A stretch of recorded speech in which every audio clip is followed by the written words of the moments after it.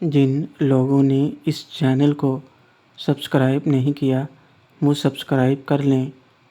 گلناز ضرور، میں بھی کب سے ملنا چاہتی تھی جناب سے۔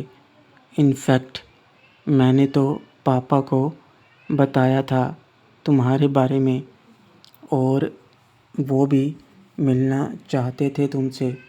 شیرو: کالو بھائی، میں انکل سے پوچھ کر آتا ہوں، وہ کہیں گے تب ہی جا سکوں گا آپ کے ساتھ۔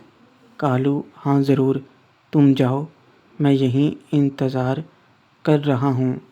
میں انکل سے پوچھنے کے لیے جانے لگا تو گلناز بھی میرے ساتھ چلی آئی، اور اسٹیج پر جیسے ہی ہم پہنچے تو گلناز شمائلہ باجی کو دیکھ کر خوشی سے اچھل پڑی، کیونکہ وہ دونوں اچھی طرح ایک دوسرے کو جانتی تھیں۔ وہ دونوں باتیں کر رہی تھیں تو میں نے انکل سے اجازت مانگی۔ شیرو: انکل، میں ذرا تھوڑی دیر کے لیے اپنے دوست کے ساتھ جا رہا ہوں۔ انکل: تمہارا دوست؟ وہ بھی یہاں؟ شیرو: ہاں، وہ پچھلی بار ایک دوست بن گیا تھا قسمت سے، وہ بھی یہاں آیا ہوا ہے، تو تھوڑی دیر اس کے ساتھ بیٹھ کر باتیں کرنے کو من ہو رہا ہے، اگر آپ اجازت دیں تو۔ انکل: ٹھیک ہے، مگر اپنا خیال رکھنا اور زیادہ دیر مت کرنا۔ انکل سے اجازت لے کر میں جلدی سے نیچے اتر آیا۔ گلناز تو شمائلہ باجی کے ساتھ باتوں میں مصروف تھی۔ میں کالو کے پاس آیا اور وہ مجھے اپنے ساتھ گاڑی میں بٹھا کر چل پڑا۔ اس کے ساتھ 3 گاڑیاں اور بھی تھیں جو اس کی گینگ کا حصہ تھیں۔ کالو مجھے اپنے ٹھکانے پر لے آیا اور اپنے بارے میں بتانے لگا، کس طرح وہ اس دنیا میں آیا اور اس گینگ کا سربراہ بن گیا۔ اس نے یہ بھی بتایا کہ اس نے کبھی کسی مظلوم کے ساتھ ظلم نہیں ہونے دیا اور نہ ہی کیا ہے۔ خاص طور پر وہ عورتوں کی بہت عزت کرتا ہے، کیونکہ اس کی آنکھوں کے سامنے اس کی ماں مر گئی تھی، اس لیے وہ ہر اس شخص میں اسی شیطان کو دیکھتا ہے جس نے اس کی ماں کے ساتھ غلط کام کرنے کی کوشش کی تھی۔ کالو مجھے اپنی وہ چھوٹی چھوٹی یادیں بتاتا رہا جو اس وقت اس نے میرے ماں باپ کے ساتھ گزاری تھیں۔ میرا دل تو چاہ رہا تھا کہ میں اپنے بارے میں بتا دوں، مگر انکل کی کہی بات کی وجہ سے میں چپ رہا۔ شیرو: اچھا کالو بھائی، اب تو آپ ملتے رہیں گے نا مجھ سے، یا ابھی بھی بہانہ بنائیں گے؟ کالو: سچ کہو بھائی، تو میں خود شرمندہ ہوں کہ تم سے ملنے وہاں نہیں آ سکا، اور اس کی وجہ ہے تمہارے شہر کی ASP صاحبہ۔ شیرو: مطلب؟ کالو: اچھے لوگوں کے ساتھ اچھا اور برے لوگوں کے ساتھ برا ہے۔ میں پولیس سے نہیں ڈرتا اور نہ ہی موت سے، مگر جو ایمانداری سے اپنا کام کرتے ہیں میں ان کے راستے میں نہیں آتا۔ تمہارے شہر کی ASP روبینہ خان ایک ایماندار اور انصاف پسند آفیسر ہے، ان کے ساتھ میرا آمنا سامنا نہ ہو، بس اسی لیے وہاں نہیں آیا ابھی تک، ورنہ کالو کو کوئی طاقت نہیں روک سکتی۔ شیرو: تو آپ ان کی وجہ سے نہیں آتے؟ آپ کی یہ ٹینشن تو میں حل کر سکتا ہوں۔ کالو حیران ہوتے ہوئے: وہ کیسے؟ شیرو وہ ایسے؟ اتنا کہہ کر میں نے اپنا موبائل نکالا اور روبینہ خان کو کال لگا دی۔ دوسری بیل پر روبینہ نے کال اٹینڈ کی۔ روبینہ: ہیلو۔ روبینہ اس وقت گاڑی میں تھی اور ساتھ میں 2 پولیس والے سول ڈریس میں۔ یہ لوگ آج اس لڑکی سے ملنے جا رہے تھے۔ باقی کی ٹیم پہلے وہاں پہنچ چکی تھی۔ روبینہ نے فون تو اٹینڈ کر لیا تھا مگر ساتھ میں 2 لوگ ہونے کی وجہ سے وہ ذرا سنبھل کر بات کر رہی تھی، ورنہ اب تک وہ پیار سے کچھ نہ کچھ کہہ دیتی۔ شیرو: ہیلو، کیسی ہیں میڈم آپ؟ Rubina: I am fine. تم کیسے ہو؟ شیرو: میں بھی ٹھیک ہوں۔ کیا آپ ابھی بات کر سکتی ہیں؟ روبینہ: ہاں ہاں بولو۔ ویسے تو اس وقت روبینہ کسی بھی شخص کی کال اٹینڈ نہیں کر رہی تھی مگر شیرو کو کیسے چھوڑ سکتی تھی جسے وہ اپنا دل دے بیٹھی تھی، اور کہیں نہ کہیں وہ خود بھی شیرو کو اس آپریشن کے بارے میں کچھ نہ کچھ نہ بتانے کی وجہ سے پریشان بھی تھی۔ شیرو، آپ سے مجھے ایک ضروری بات کرنی ہے۔ آپ اس وقت کہاں ہیں؟ روبینہ: میں ایک ضروری کام سے فلاں شہر جا رہی ہوں۔ کیا بات ہے؟ کون سا ضروری کام تھا؟ شیرو: کیا آپ سچ میں فلاں شہر آ رہی ہیں؟ کیا بات ہے، میں بھی یہی ہوں۔ آپ نے کہاں آنا ہے اور کب تک پہنچیں گی یہاں؟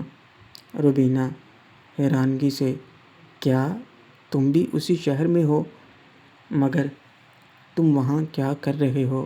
شیرو: میں اپنے انکل کے ساتھ یہاں آیا تھا ایک فنکشن میں، مگر آپ نے نہیں بتایا آپ کہاں آ رہی ہیں۔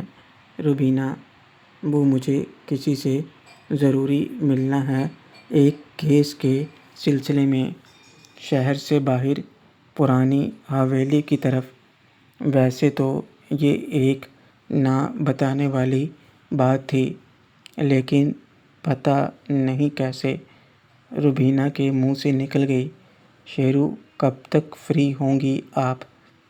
ویسے تو سوچا تھا فون پر بات کر لوں مگر آپ یہاں آ رہی ہیں تو ڈائریکٹ مل کر بات کروں گا اب۔ روبینہ: میں 1 گھنٹے میں پہنچنے والی ہوں، بس اس کے بعد جیسے فری ہوتی ہوں تمہیں فون ضرور کروں گی۔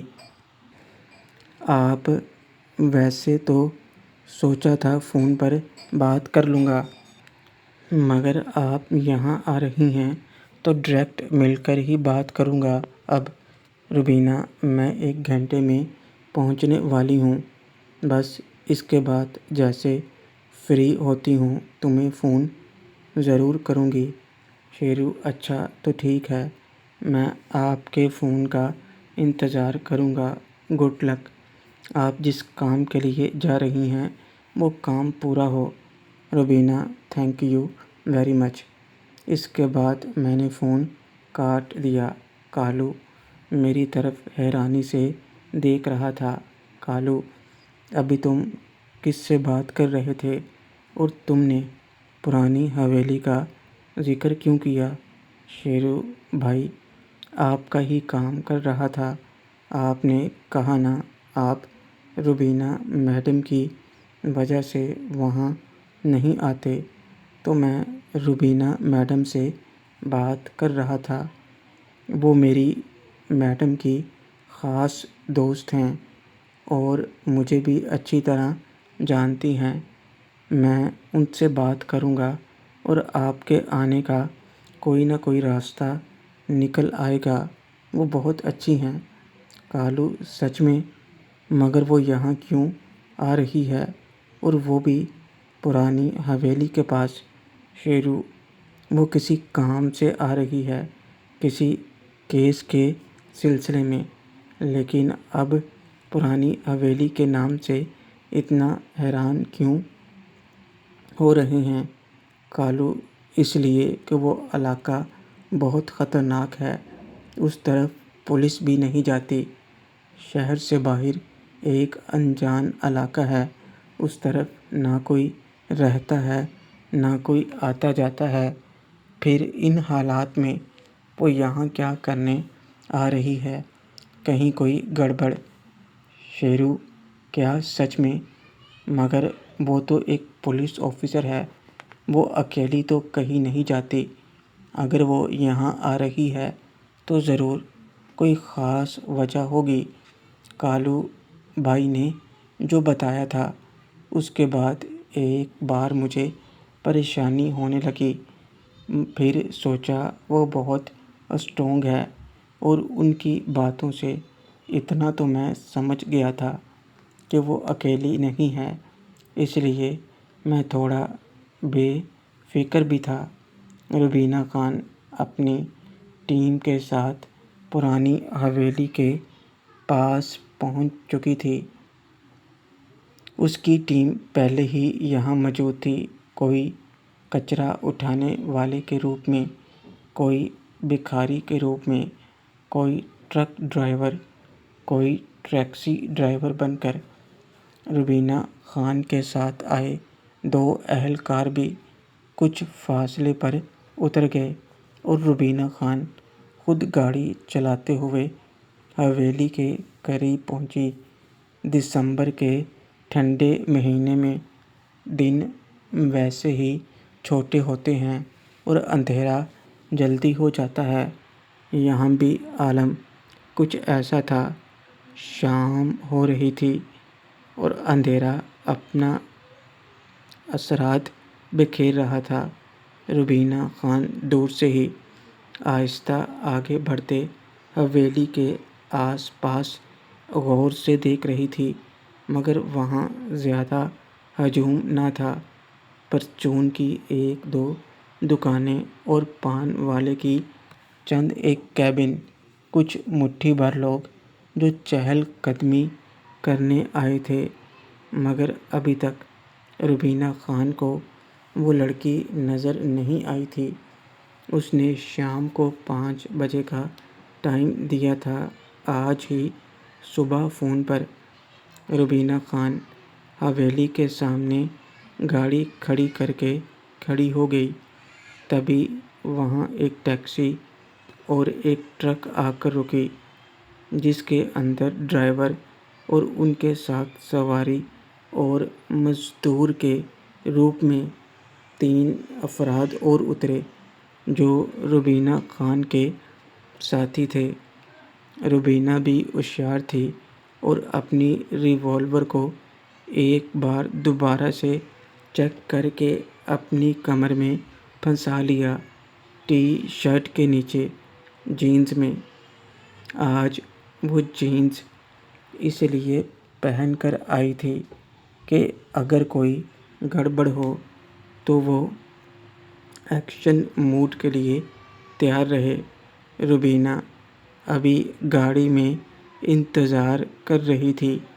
ایک لڑکی چھپتے چھپاتے، اپنا چہرہ ڈھانپے ہوئے حویلی کے دروازے کے پاس رکی اور روبینہ خان کی گاڑی کی طرف دیکھنے لگی۔